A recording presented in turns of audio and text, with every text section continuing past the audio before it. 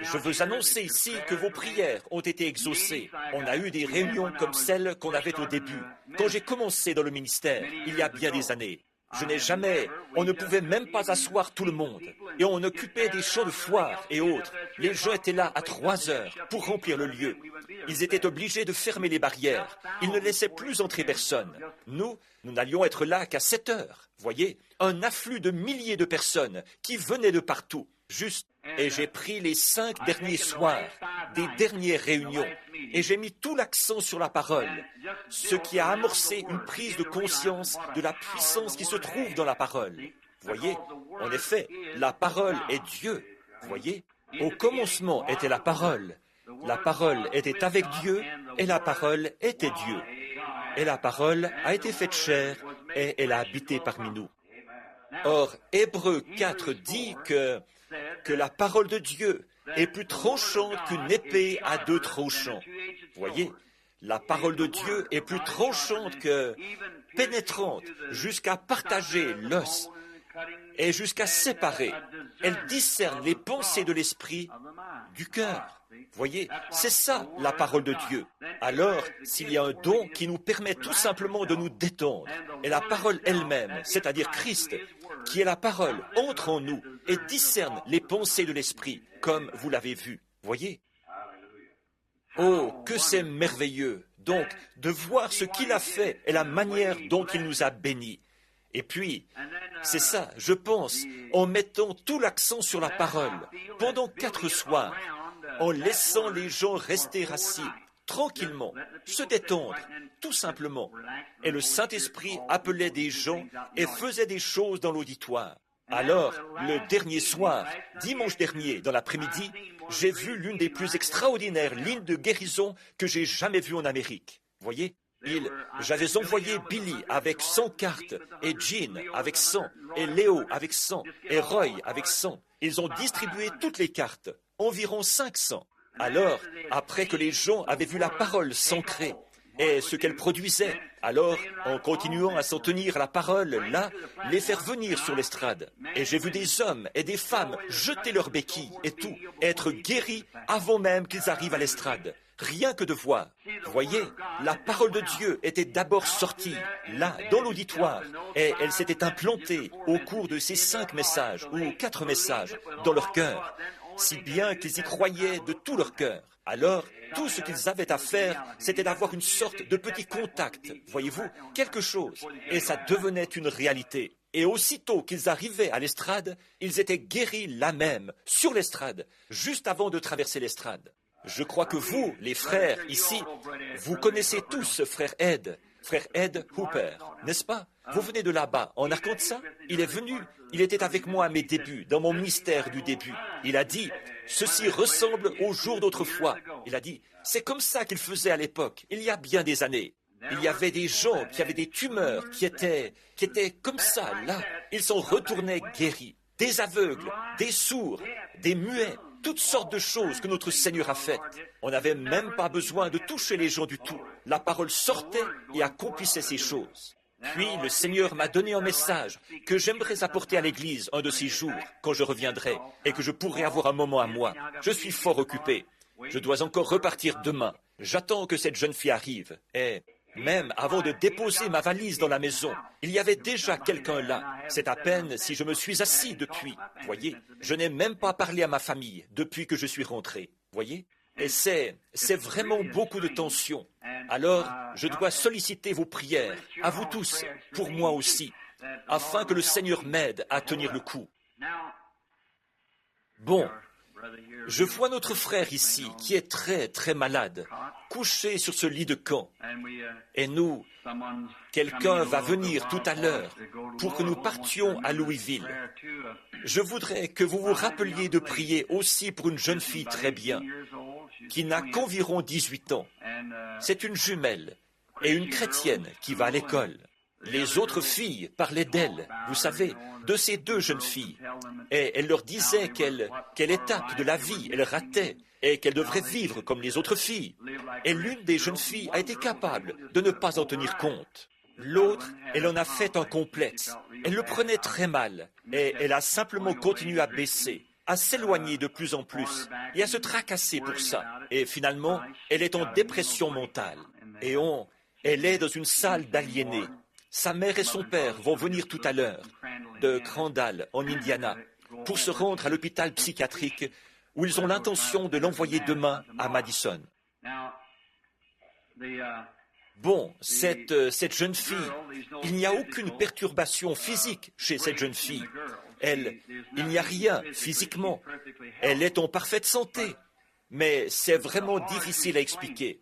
Et en fait, ça ne s'explique pas. Ce qu'il y a, c'est que son esprit est errant, voyez. Alors il faut aller chercher son esprit et le remettre en place. Voyez, nous venons justement de parler, il y a quelques semaines, ici, de la manière dont fonctionne l'organisme humain. Il y a 5 sens par lesquels on accède au corps, et puis 5 voies d'accès, comme on les appellerait. 5 voies d'accès, qui sont la conscience, l'imagination, et ainsi de suite, par lesquelles on accède à l'âme. Et puis, quand on accède à l'esprit, il n'y a qu'une seule voie d'accès pour ça.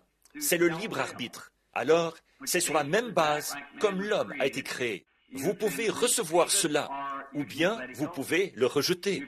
Vous pouvez accepter Christ comme sauveur, ou bien le rejeter. Et vous vous trouvez encore près de cet arbre, celui de la vie et celui de la mort. Tous les êtres humains sont placés devant cet arbre. Sinon Dieu serait injuste d'en avoir placé un là, et puis de n'avoir pas donné à l'autre la même possibilité de choisir le bien ou le mal. Et chacun de nous a cette possibilité. Dans le même sens, l'esprit. Nous pouvons être guéris ou nous pouvons ne pas être guéris.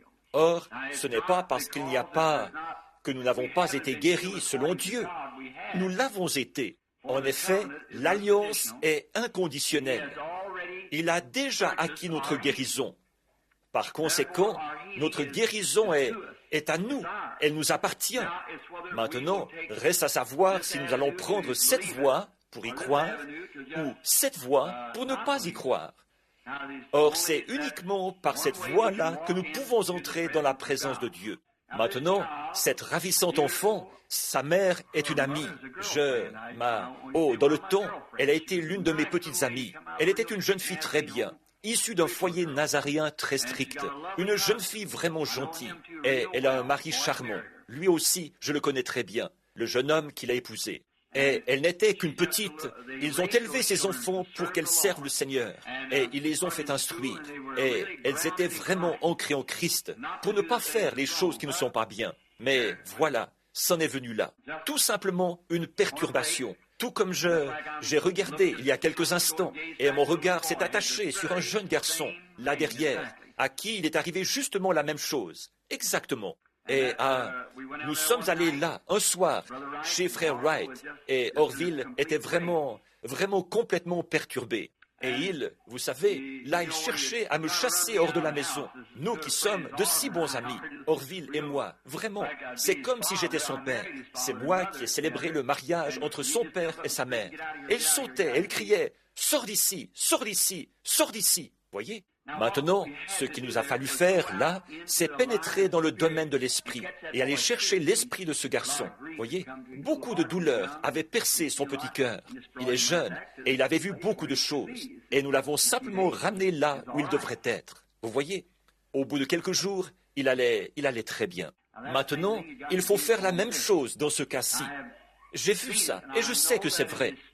Mais alors, simplement, je vous demande à tous de prier, là, que Dieu m'aide à retrouver cette jeune fille, là où elle ne sait pas qu'elle se trouve, puis à la ramener à sa place. Cette voie-là, on y accède par la foi, voyez-vous. Elle ne peut pas avoir elle-même la foi. Elle ne sait pas où elle se trouve, ni rien, voyez. Il faut que ce soit notre foi, nous, dans ce cas-ci. Et alors, par cela, par la puissance de la résurrection de Christ, c'est ainsi qu'il nous donne la possibilité. C'est là que dans un certain sens, la parole de Dieu pénètre le pécheur. Et elle doit aller plus loin que la prédication de la parole qui sort. C'est pour ça que je voulais parler un petit peu ce matin, avant de prier pour les malades. Vous vous rappelez, il n'y a pas longtemps, la vision que le Seigneur m'a donnée. Vous savez, où j'ai vu l'autre côté. Vous vous rappelez le matin où j'ai témoigné avoir vu l'autre côté? Eh bien, c'était vrai. Et la voix des hommes d'affaires du plein évangile a publié cet article. Et ils ont mis une photo au verso de la page, ici. Et il y a un petit ajout ici en bas, une petite note ici en bas, qui parle du ministère. Et ça, c'est un journal international qui est imprimé dans de nombreuses langues. Et ils ont réservé la page couverture et la première page à cette vision. Voyez? Je les ai ici et j'aimerais que vous en preniez un exemplaire. Et vous pourrez lire ça et venir. Je ne savais pas combien de frères seraient là ce matin. Et vous, alors, si jamais vous ne receviez pas votre exemplaire, eh bien, vous n'aurez qu'à aller au bureau. Ils en ont là, au bureau. On nous en a donné un certain nombre. C'est sûr, continue à courir vers le but, voyez? Et c'est tout ce qu'il y a dans mon cœur. Tout ce que j'entends, c'est continue à courir vers le but. Juste au-delà du fleuve, il y a un pays meilleur.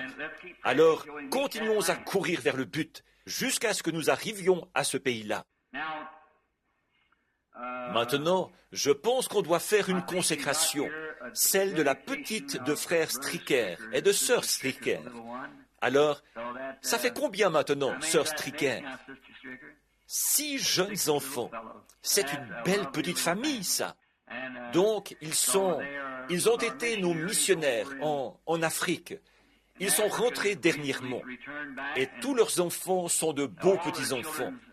Et je vois que celle-ci l'est aussi, alors qu'ils l'amènent ce matin pour un service de consécration. Où est Teddy? Teddy, voudrais-tu venir au piano un petit instant, fiston?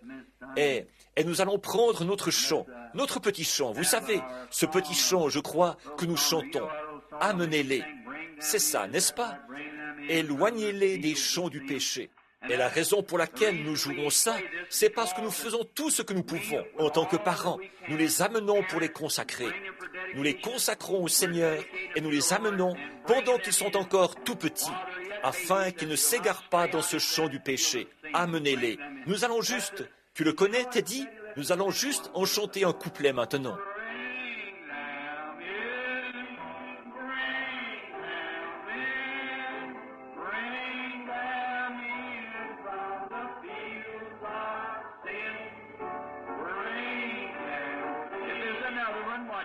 S'il y en a un autre, eh bien, amenez-les donc maintenant.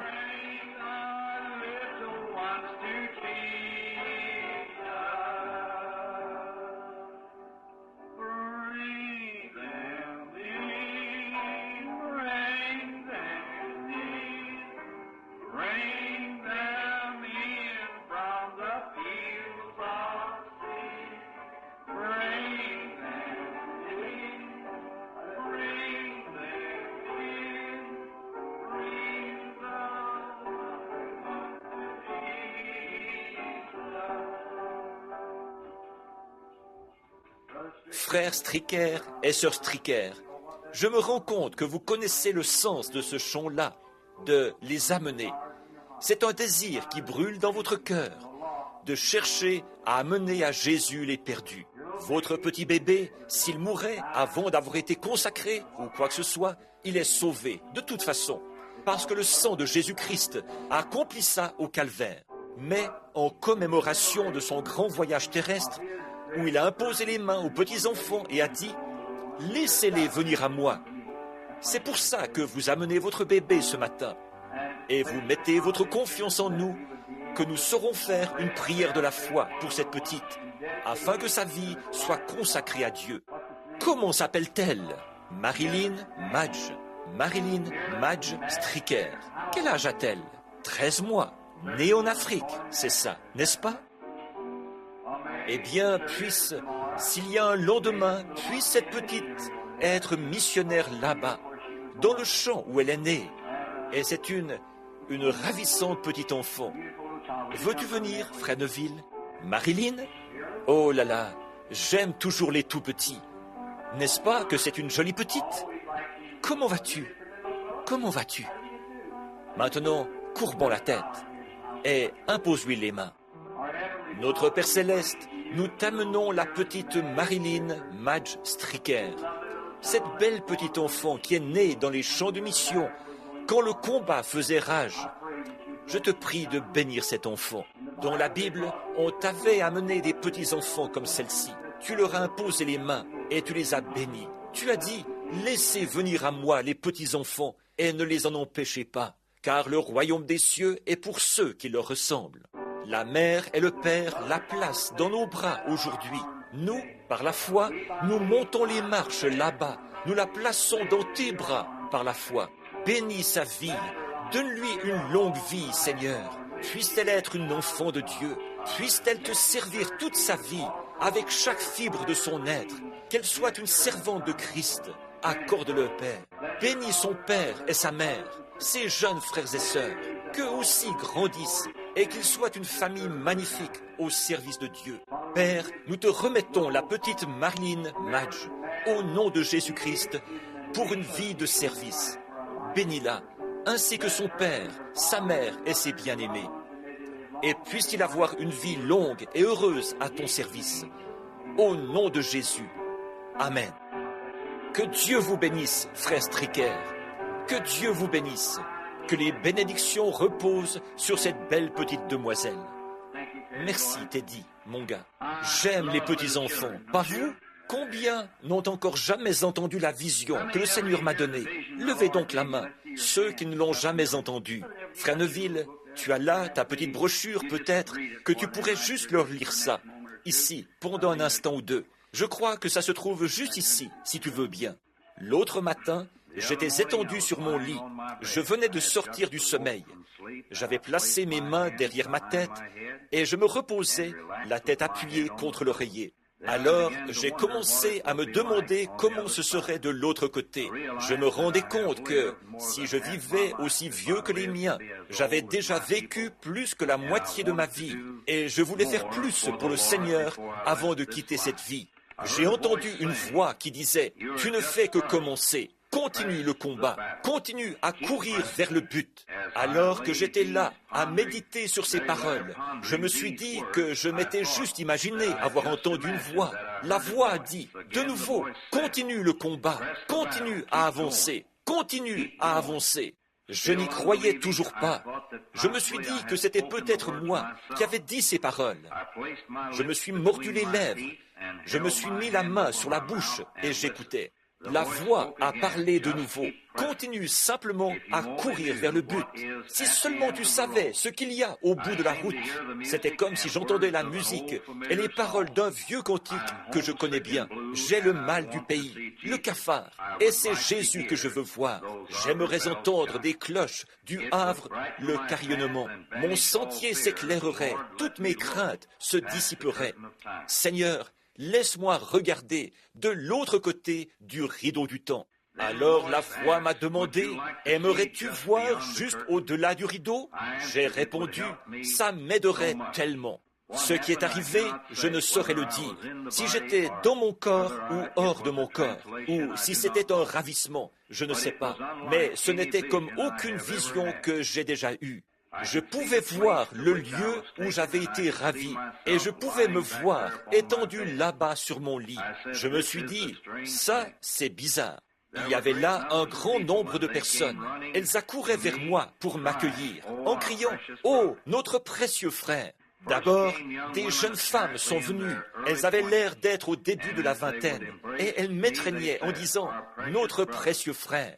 Des jeunes hommes, dans toute la splendeur virile de la jeunesse, les yeux étincelants comme des étoiles au plus sombre de la nuit, les dents blanches comme des perles. Ils m'étreignaient en disant « Notre précieux frère ». Alors, j'ai remarqué que j'étais moi aussi redevenu jeune. Je me suis regardé là. Et je me suis retourné pour regarder mon vieux corps étendu sur le lit, les mains derrière la tête. J'ai dit, je ne comprends pas. Je me suis mis à essayer de comprendre quel était ce lieu où j'étais.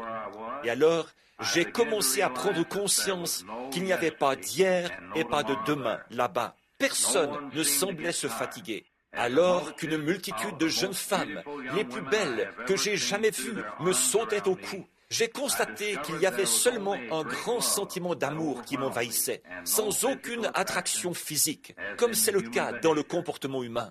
J'ai remarqué que ces jeunes femmes avaient toutes les cheveux qui leur descendaient jusqu'à la ceinture et que leur jupe leur arrivait à la cheville. Ensuite, Hope, ma première femme, m'a serré dans ses bras et elle a dit « Mon précieux frère ». Puis, une autre jeune femme m'a serré dans ses bras et Hope s'est retournée et a serré cette jeune femme dans ses bras. J'ai dit « Je ne comprends pas. Ceci, c'est quelque chose de totalement différent de notre amour humain. Je ne veux pas retourner dans ce vieux corps étendu sur le lit. » Alors, une voix m'a parlé. « Ceci, c'est ce que tu as prêché. C'est le Saint-Esprit. Ceci, c'est l'amour parfait. On ne peut pas entrer ici si on ne l'a pas. » Ensuite, on m'a pris et on m'a fait asseoir à un endroit élevé. Il y avait tout autour de moi un grand nombre d'hommes et de femmes dans la fleur de leur jeunesse. Ils criaient de joie. « Oh, notre précieux frère, nous sommes tellement heureux de te voir ici. » Je me suis dit, je ne rêve pas, car je peux voir ces gens et je peux voir mon corps étendu là-bas sur le lit. La voix m'a parlé. Tu sais, il est écrit dans la Bible que les prophètes étaient recueillis auprès des leurs. J'ai dit, oui, je me souviens d'avoir vu ça dans les Écritures, mais il n'y a pas autant de Branham que ça. La voix a répondu, ce ne sont pas des Branham, ce sont tes convertis, ceux que tu as conduits au Seigneur. Certaines de ces femmes, que tu trouves si jeunes et si ravissantes, avaient plus de 90 ans quand tu les as conduites au Seigneur. Ce n'est pas étonnant qu'elles crient, mon précieux frère. Puis toute la multitude s'est écriée ensemble, si tu n'étais pas allé proclamer l'Évangile, nous ne serions pas ici. J'ai demandé, « Oh, où est Jésus? Je veux le voir. » Ces gens ont répondu, « Il est juste un peu plus haut. Un jour, il viendra à toi. Tu as été envoyé comme chef, et quand Dieu viendra, il te jugera selon ce que tu as enseigné. » J'ai demandé, est-ce que Paul et Pierre devront, eux aussi, être jugés comme ça? La réponse a été oui. J'ai dit, j'ai prêché ce qu'ils ont prêché. Je n'en ai pas dévié ni d'un côté ni de l'autre.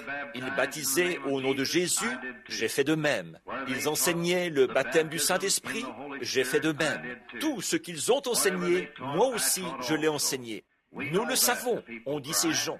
Et nous savons qu'un jour, nous retournerons sur terre avec toi. Jésus viendra et tu jugeras selon la parole que tu nous as prêchée. Après, tu nous présenteras à lui et tous ensemble, nous retournerons sur terre pour y vivre pour toujours.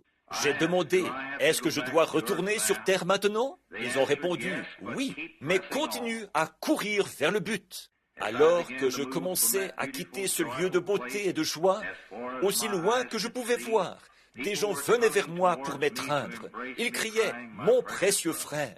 Tout à coup, j'étais de nouveau sur le lit. J'ai dit « Oh Dieu, aide-moi, que je ne fasse jamais de compromis sur la parole, que je m'en tienne strictement à la parole. Peu m'importe ce que n'importe qui d'autre peut faire. Seigneur, que je continue à courir vers ce lieu de beauté et de joie. Je suis plus convaincu que je ne l'ai jamais été de toute ma vie, qu'il faudra avoir l'amour parfait pour rentrer dans ce lieu-là. Il n'y avait pas de jalousie, pas de fatigue, pas de maladie, pas de vieillesse, pas de mort. Il n'y avait qu'une beauté et une joie suprême. Quoi que vous fassiez, mettez tout le reste de côté jusqu'à ce que vous ayez l'amour parfait. Arrivez-en à pouvoir aimer tout le monde, même tous vos ennemis. Peu importe si l'avion est secoué, s'il y a des éclairs, si l'ennemi braque ses armes sur vous, ces choses n'ont aucune importance. Ayez l'amour parfait. Si vous n'êtes pas sauvé, acceptez Jésus-Christ comme votre sauveur maintenant. Si vous n'avez pas été baptisé d'eau, faites-vous baptiser maintenant. Si vous n'avez pas reçu le baptême du Saint-Esprit, recevez-le maintenant. Continuez à courir vers cet amour parfait qui vous fera entrer dans ce lieu de beauté et de joie, au-delà du rideau du temps. Je me suis dit que certains d'entre vous allaient peut-être avoir l'occasion de lire ça. Et si vous n'avez pas cette petite brochure, eh bien, vous pourrez la prendre. Puis, juste au bas de la page, il a inséré une petite note, là, au sujet du ministère. Je ne sais si vous l'avez remarqué ou pas, juste en bas, après que vous avez lu ça, juste en bas, une petite insertion en bas. Or ça, c'est publié pratiquement dans toutes les langues sous le ciel, voyez-vous, pour être lu partout dans le monde. Bon. Pourquoi Pourquoi? Eh bien, vous dites, pourquoi est-ce que vous dites ça, frère Branham, avant de prier pour les malades? C'est à cause de ceci. C'est afin que nous sachions que nos efforts ne sont pas vains. Vous voyez? Nous devons nous approcher de Dieu par ce canal, de l'amour et de la foi. La foi nous amène à ce canal. L'amour, c'est ce qui nous fait entrer. Excusez-moi.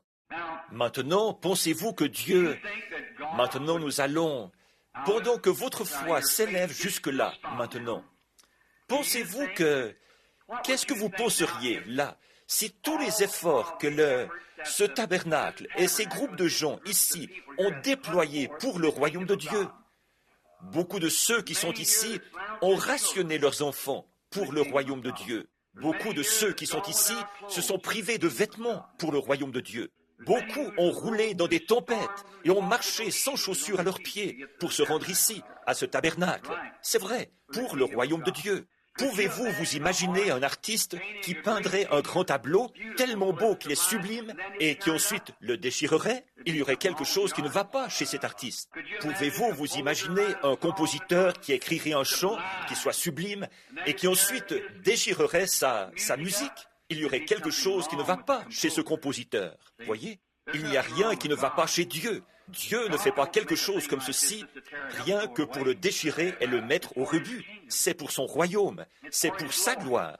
Chacun de nous joue un rôle dans ce tableau et dans ce chant. Nous faisons partie du royaume de Dieu. Ainsi donc, nous pouvons jouer notre rôle, pourvu que nous soyons bien conscients que la position que nous occupons, cette place nous appartient. Et ensuite, que nous ne bougions pas de cette place-là. Et une place, il y en a une que nous connaissons, c'est d'être dans l'amour, parce que c'est ce qui forme le tableau.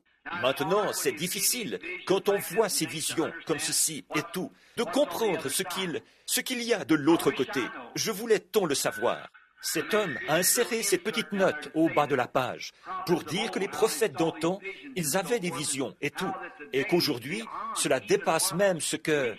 Nous ne pouvons pas le comprendre, mais le Seigneur nous a permis de pénétrer cela et de voir ce qu'il en est. Or, mes amis, je ne dormais pas, et soit dit entre vous et moi et cette Église, je n'étais pas dans une vision. Je sais ce qu'est une vision. Il y en a eu juste la semaine dernière, là. Il y en a eu jusqu'à 30 par soir qui venaient. Vous pouvez imaginer le poids qui repose sur vous. Ça vous rend nerveux, c'est sûr. Qu'est-ce qui se passerait si vous alliez à une réunion comme ça et que toute la responsabilité de la réussite ou non de cette réunion reposait sur vous? Toute la responsabilité. Il vous faut répondre à chaque ministre, à chaque question, à tout. Toute la responsabilité de la réussite ou non de cette réunion repose sur vous. Vous seul. Regardez quel effet ça produirait sur vous. Et il y a certains de mes collaborateurs, rien que de vendre des livres et ainsi de suite, ça les rendait tellement nerveux qu'ils étaient obligés de rentrer, voyez-vous, d'aller s'allonger. Ils ne venaient pas à l'église ce soir-là. Oh là là, oh c'est vraiment terrible. C'est comme ma belle-fille, une petite chrétienne charmante, Loïs. Rien que d'avoir assisté aux réunions, rien que pendant 8 semaines ou 7 semaines, continuellement comme ça, elle a été obligée de rester au lit pendant un jour ou deux, voyez-vous, et elle n'avait pas de responsabilité, voyez. Billy, rien que de distribuer quelques cartes de prière, et il était à bout de nerfs. Mais voyez-vous, tout le poids repose sur moi. Je dois compter sur vous pour prier pour moi. Voyez, en plus de ça, on prétend que 20 minutes de prédication sous l'inspiration, c'est comparable à 8 heures de travail dur sur votre corps. Je prêche de 2 à 3 heures par soir, parfois 3 fois par jour. Voyez? Et puis, que dire d'une seule vision? Une seule vision a affaibli notre Seigneur Jésus. C'est vrai. La Bible dit qu'une femme a touché son vêtement et ça l'a affaibli.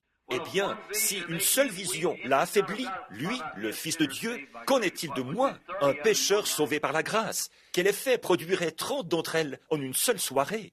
Voyez, si on prend le temps d'y réfléchir, c'est surhumain. Le corps humain ne peut pas supporter ça. Je serais dans un asile de fous quelque part, en train de me cogner la tête contre les murs. Voyez, c'est une faiblesse telle qu'on ne peut pas, c'est une faiblesse intérieure. Voyez-vous, ça vous met complètement à plat. Mais bon, courir vers quoi alors?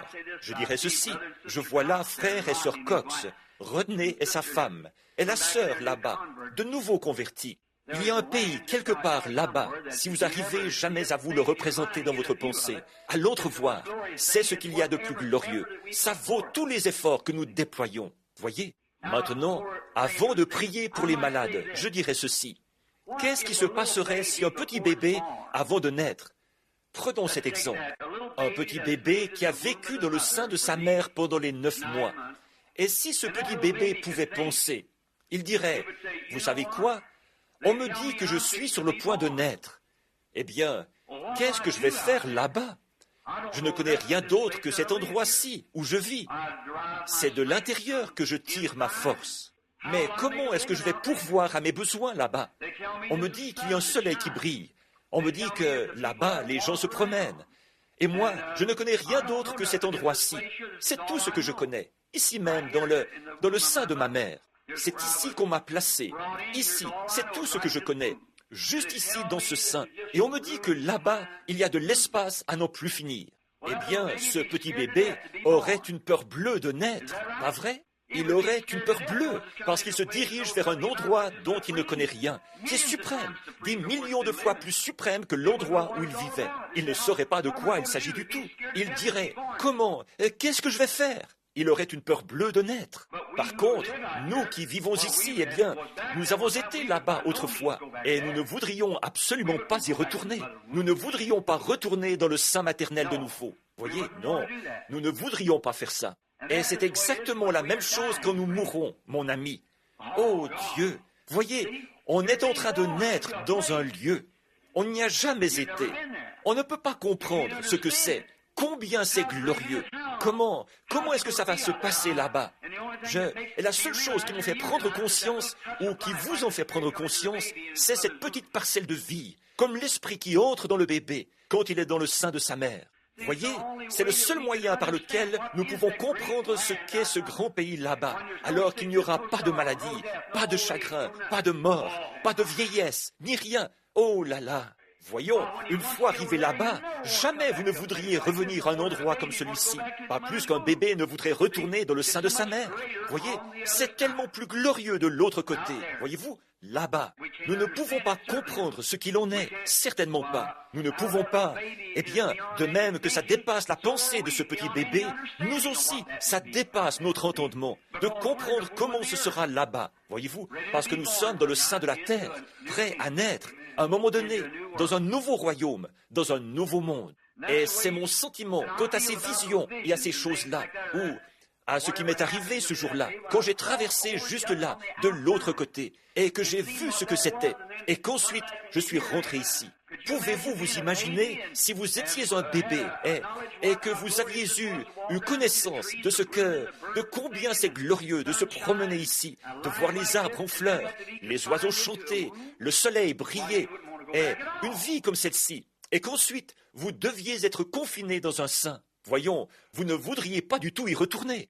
Eh bien, alors, nous, de notre côté, notre pensée s'engourdirait à essayer de penser à ce que c'est là-bas, alors que l'Écriture dit, ce sont des choses que l'œil n'a point vues, que l'oreille n'a point entendues, et qui ne sont jamais montées au cœur de l'homme, que Dieu réserve à ceux qui l'aiment. Voyez? Alors, nous savons que c'est glorieux de l'autre côté. Un jour, la mort, ce que nous appelons la mort, nous donnera la nouvelle naissance et nous entrerons dans l'autre monde, de l'autre côté. Frère George, il n'y aura pas de vieillesse ni d'infirmité là-bas. Et frère et sœur Spencer, et quelques-uns de ceux qui sont comme nous, plus âgés et tout, nous serons jeunes là-bas, pour toujours. Ce vieux, je laisserai ce corps mortel pour saisir le prix éternel. Crions en traversant les airs. Adieu, précieuse heure de la prière. Alors ce sera fini. Plus de longues nuits de prière. Il n'y en aura plus. Nous entrerons dans cet âge de la jeunesse et de la joie, et nous serons là-bas, pas seulement une année, ni 50 ans, ni 1 million d'années, mais quand nous aurons été là-bas 100 milliards d'années, nous n'aurons même pas commencé du tout. Voilà. Alors, pourquoi ne serions-nous pas heureux ce matin? Pourquoi ne nous réjouirions-nous pas? Pourquoi ne tirerions-nous pas profit de toutes les grandes choses que Dieu nous a données? Considérez la guérison divine. Pourquoi Jésus a-t-il été meurtri? Pour déchirer le tableau et dire « il n'y a rien de vrai là-dedans » Son corps a été meurtri là-bas. Ses côtes étaient visibles. Et c'est ainsi que par ces meurtrissures, nous avons été guéris. Ne déchirons pas le tableau ce matin. Embrassons cela. Acceptons-le. Maintenant, frères, et tous ceux d'entre vous, là, pour qui on va prier, si vous voulez bien vous placer autour de l'autel, alors que le message a été donné il y a quelques instants, par l'interprétation et les langues, disant que nous allions imposer les mains aux malades et voir les œuvres puissantes de Dieu. Notre frère, là, vous n'avez pas besoin de vous lever, frère. Vous qui êtes couchés sur le lit de camp, nous viendrons vers vous. Mais s'il y en a d'autres ici pour qui on va prier, qui aimeraient se placer autour de l'autel, pendant que mon frère et moi, nous imposerons les mains aux malades, venez donc maintenant. Et souvenez-vous, embrassez ce tableau. C'est par ces meurtrissures que nous avons été guéris. Je ne le comprends pas, Seigneur. Bien sûr que non. Vous êtes encore dans le sein de la terre. Mais il a fait ses préparatifs là, et il ne prendrait pas... Pourquoi a-t-il été meurtri? Rien que pour déchirer le tableau, ou déchirer le champ, le mettre au rebut? Non, monsieur. Il a été meurtri, blessé, et son sang a coulé pour que nous soyons guéris. Et c'est par ça que par ces meurtrissures, nous sommes guéris. Chacun de nous. Maintenant, pendant que vous venez, que vous vous rassemblez autour de l'autel pour la prière, maintenant, beaucoup de cette évangélisation américaine super sensationnelle, et où on raconte que vous devez faire ceci, faire cela, il y a une chose. Je veux être honnête avec vous là-dessus, mon ami. La chose, c'est que la manière dont Dieu guérit, c'est en se fondant sur le principe que vous allez le servir. Voyez? C'est en se fondant sur le principe que vous allez le servir. Nous devons accepter notre guérison en nous fondant sur le principe que nous allons le servir après avoir été guéris. Or, la Bible dit, confessez vos fautes les uns aux autres, priez les uns pour les autres, afin que vous soyez guéris. Voyez? C'est en se fondant sur ce principe, vous allez servir Dieu. Beaucoup d'entre vous ici sont peut-être mourants, et vous devrez mourir s'il ne se passe pas quelque chose. Alors, je veux que vous, dans votre cœur, maintenant, nous pourrions vous oindre d'huile, nous pourrions prier pour vous, le pasteur et moi, faire une prière de la foi, faire tout ce que nous pouvons, mais ça ne servira à rien tant que vous n'entrerez pas vous-même en communion avec Christ. Voyez, vous devez arriver à cette communion-là. Moi, Seigneur, je vois une jeune femme marcher là-bas maintenant même. Elle est venue il n'y a pas longtemps à la maison. Elle avait quelque chose comme une tumeur ou la maladie de Hodgkin. Et elle est de confession méthodiste. Je crois que c'est ça, n'est-ce pas, sœur? Et elle avait une grosseur volumineuse au côté. Et maintenant, la voilà debout, guérie. Je vois sœur Weaver, debout ici, qui a été l'un des cas de cancer les plus graves que j'ai jamais vus de ma vie. La première chose que je lui ai demandé, c'est si elle allait se faire baptiser au nom de Jésus-Christ et confesser ses péchés. Quand je l'ai fait entrer dans l'eau ici, je devais la tenir. Elle était tellement maigre, ses bras étaient tout décharnés, et elle s'est fait baptiser au nom de Jésus-Christ. Et il y a au moins 10 ans de ça, n'est-ce pas, sœur? 16 ans. 16 ans de vie épargnée. Parce qu'elle était disposée à obéir. Alors que les meilleurs médecins d'ici, eh bien, son médecin traitant m'a dit, quand je lui ai annoncé, j'ai dit, elle est guérie. Il a dit, oh, elle mourra du cancer dans quelques semaines. Ne vous en faites pas pour ça, elle partira. D'ici quelques semaines, elle partira. Et il lui avait déjà dit qu'il ne lui restait plus qu'environ un jour à vivre. Et la voici aujourd'hui, 16 ans plus tard, debout à l'autel. Que dire de plus? Ça s'est reproduit maintes et maintes fois. Maintenant, Dieu ne fait pas ça seulement pour l'un de ses enfants, sans le faire pour un autre de ses enfants. Il le fait pour tous ses enfants, que celui qui veut vienne. Vous êtes invités à venir à lui. Or, la prière de la foi sauvera le malade. La Bible dit. Alors, maintenant, ce que je veux que vous fassiez, c'est confesser vos fautes à Dieu et dire, Seigneur, guéris-moi. Si vous n'avez jamais été converti, donnez votre cœur à Christ. Et si vous n'avez jamais été baptisé d'eau au nom de Jésus-Christ, il y a un bassin d'eau près, voyez? Et la petite dame qui habitait en face d'ici, quand cet infidèle s'est converti à cause de ça, alors qu'elle était couchée, il l'avait renvoyée chez elle de Silvercrest. Elle avait la tuberculose, elle était mourante. Et quand je suis allé là-bas, le Seigneur a donné une vision. Il a dit, elle va être guérie. Et il est venu me voir là, le lendemain matin, Monsieur Andrews, et il m'a repris sévèrement. Il disait, donnez un faux espoir comme celui-là à cette femme. J'ai dit, Monsieur Andrews, ce n'est pas un faux espoir. Cette femme est une chrétienne. Et dès qu'elle en sera capable, elle viendra se faire baptiser. Et il a dit, elle est mourante.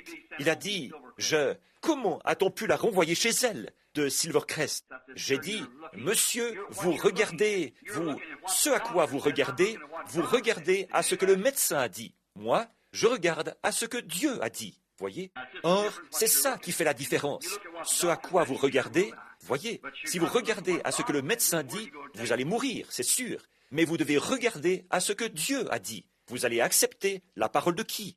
Qu'est-ce qui se serait passé si Abraham avait accepté l'avis du médecin sur son cas? Lui qui avait 100 ans et il allait avoir un bébé de sa femme qui avait 90 ans. Qu'est-ce qu'il aurait fait alors? Voyez? Eh bien, le médecin aurait dit, cet homme est fou. Mais Dieu le lui a imputé à justice parce qu'il a cru à Dieu. Voyez? Alors Et cette femme s'en est sortie. Elle a négligé de se faire baptiser au nom de Jésus-Christ parce qu'elle était, je pense, méthodiste ou presbytérienne, quelque chose du genre. Elle a commencé à devenir de plus en plus malade. Et elle est venue chercher Grace Weber, qui habite là. Sa fille habite là. Elle a mis le vêtement de baptême et elle est venue ici se faire baptiser au nom de Jésus-Christ, alors qu'elle avait de la fièvre, des maux, des grosseurs partout sur l'épaule et tout. Une fièvre de 40 degrés. Et elle s'est fait baptiser ici même au nom de Jésus-Christ. Elle habite juste en face d'ici. Elle est peut-être assise ici en ce moment. Je l'ai cherchée des yeux il y a quelques minutes. Voyez, l'obéissance. Voyez-vous? Il ne s'agit pas simplement d'aller. Je suis en désaccord avec certains de nos frères qui imposent simplement les mains sur celui-ci, celui-là et l'autre, comme ça, et qui disent qu'une espèce de foi super sensationnelle, c'est ce qui va produire le résultat. Ce n'est pas ça. Vous devez avoir une foi authentique, solide, de la Bible, du Saint-Esprit. Voyez? Sinon, ça ne durera pas. Ça ne dure pas. C'est pour ça que je peux remercier le Seigneur, car il m'a aidé jusqu'ici. Les guérisons qui se sont produites ont été véritables, parce qu'elles sont véritablement fondées sur l'ainsi dit le Seigneur. Voyez? Par conséquent, elles vont tenir. Maintenant, alors que la petite école du dimanche, j'attendais un petit instant. Je vous parlais jusqu'à ce que chacun ait regagné sa place, pour que nous soyons bien tranquilles maintenant. Il ne nous reste que quelques minutes, nous allons prier. Commencez à prier. Maintenant, je veux que chacun de vous confessiez vos fautes à Dieu et que vous promettiez à Dieu que vous allez le servir et faire tout ce que vous pourrez. Le pasteur et moi, nous allons prier et venir vous imposer les mains et votre guérison est assurée si vous y croyez. Ces gens-là, ceux qui marchaient avec des béquilles, et les sourds, les muets, les aveugles, dimanche dernier dans l'après-midi, comment ont-ils pu monter sur l'estrade tout simplement et jeter leurs béquilles? Monter sur l'estrade et recouvrer la vue. Vous savez, comme ça, des centaines d'entre eux. J'en étais tellement affaibli qu'on a presque dû me porter pour sortir, rien que de me tenir là, pendant que les gens défilaient. Voyez, une ligne qui irait d'ici à l'école secondaire de Jeffersonville, presque, de gens alignés, qui ont passé dans la ligne. Je ne sais pas si un seul de ceux qui y sont passés n'a pas été guéri. Voyez, c'est parce qu'ils sont venus en se fondant sur une vraie foi chrétienne, authentique. Ils croyaient. Ça ne peut pas faire autrement que d'arriver. Maintenant, courbez la tête, chacun. Aidez-moi à prier pour eux. Seigneur Jésus, nous t'amenons ce matin, cet auditoire de gens qui sont debout ici, qui attendent, des enfants malades, affligés, tourmentés. Ils sont au-delà de tout espoir, beaucoup d'entre eux, Seigneur, hors de la portée de la médecine, et en particulier cet homme qui est couché ici, sur ce lit de camp. Ou bien ce sera ta grâce, ou bien il sera retiré du monde dans quelques jours. Et sans doute que certains de ceux qui sont debout ici à l'autel, peut-être qu'une crise cardiaque les attend, des maladies, des afflictions qui les démoliraient. Il n'y a qu'une seule chose, Père, qui peut les sauver, c'est d'aller au-delà des 5 sens du corps, ici, là où les médecins, sans doute, ont essayé loyalement de sauver leur vie. Des maladies, le cancer, la tuberculose, les problèmes cardiaques. Malgré tout le rafistolage, toutes les sondes, tout le matériel et tous les médicaments contre les microbes, l'ennemi continue à gagner du terrain pour leur ôter la vie. Et je leur ai exprimé, Seigneur, je crois, ton opinion. Et j'ai entendu cet homme qui a parlé en langue ce matin et qui a donné cette interprétation de ce qui allait se passer aujourd'hui. Quelques-uns d'entre eux vont le recevoir. Seigneur, certainement. C'est vrai, je le crois. Et maintenant, comme il est écrit dans la Bible, David, le jeune berger, gardait les brebis de son père, là-bas, derrière le désert. Et un jour, un lion est venu enlever un des agneaux de son père, et il est parti avec. Et ce jeune berger, qui avait la foi, qu'est-ce qu'il avait pour attaquer ce lion? Non pas une carabine moderne ou un fusil, mais il avait une petite fronde, et il a poursuivi ce lion. Il a tué ce lion, et il a ramené cette brebis. Un ours est venu en enlever une. Il a poursuivi cet ours, qui aurait pu l'écrabouiller. Mais il n'a pas pensé à la taille de l'ours, à la puissance du lion, à la rapidité de celui-ci, ni à son incapacité d'y arriver par la fronde. Mais quand il s'est tenu devant le roi Saül, il a dit, « Ton serviteur faisait paître les brebis de son père, et un lion est venu en enlever une, et il est parti avec. Je l'ai poursuivi, et j'ai ramené cette brebis. » Il a dit, « Le même Dieu qui m'a délivré de la main, ou de la patte de cet ours, ou de la gueule de ce lion, peut aussi prendre ce Philistin incirconcis et le livrer entre mes mains. » Et nous connaissons la suite de l'histoire. Il l'a effectivement tué. Il a tué un homme qui était bien des fois plus grand que lui, et qui était un guerrier. Et Saül, ce grand roi, ce grand homme puissant, il n'arrivait pas à comprendre que ce jeune garçon puisse avoir une telle foi dans une fronde. Non, pas dans une fronde, mais en Dieu. Maintenant, Seigneur, il y a debout autour de l'autel, couchés ici sur ce lit de camp, les brebis de Dieu, ces petits agneaux en quelque sorte, à lui. Ils ont été attrapés par un lion appelé le cancer, un ours appelé la tuberculose. D'autres maladies les ont attrapés, les ont secoués, les ont démolis. Seigneur, je viens à leur secours avec une petite fronde appelée la prière de la foi. Ce n'est pas grand-chose, mais je sais ce qu'elle a accompli. Et je sais qu'il s'agit toujours du même Dieu. Je viens à leur secours ce matin pour les ramener, Seigneur, vers la fraîcheur des verts pâturages de la santé, près des eaux paisibles de la paix et loin de leur agitation, pour qu'ils croient en toi. Je vais à leur secours avec l'armure que tu as donnée pour y aller. La prière de la foi sauvera les malades et Dieu les relèvera. S'ils ont commis quelques péchés, il leur sera pardonné. Et Père, nous partons maintenant affronter l'ennemi, affronter le lion, affronter le diable, sous toutes ses formes, qu'il s'appelle cancer, tuberculose, maladie de Hodgkin, problème cardiaque, toute autre maladie. Nous partons à sa recherche et nous ramenons cet agneau dans la maison de Dieu. C'est au nom de Jésus-Christ que nous partons pour utiliser cette fronde que tu nous as donnée. Sois avec nous, Père, alors que nous nous approchons de toi avec révérence, maintenant, au nom de Jésus. Je veux que vous gardiez la tête inclinée. Nous nous approchons pour oindre d'huile et imposer les mains aux malades. Et la prière de la foi sauvera les malades. Tous les chrétiens qui sont ici, appliquez votre foi à cette ligne de prière.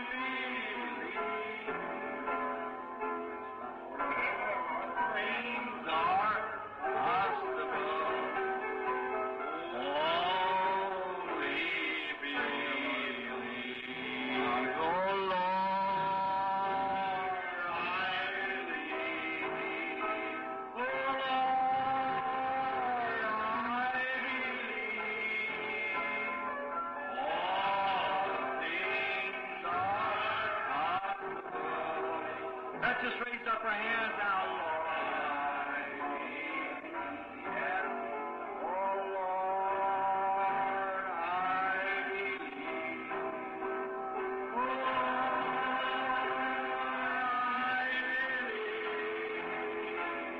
Oh, all things are possible.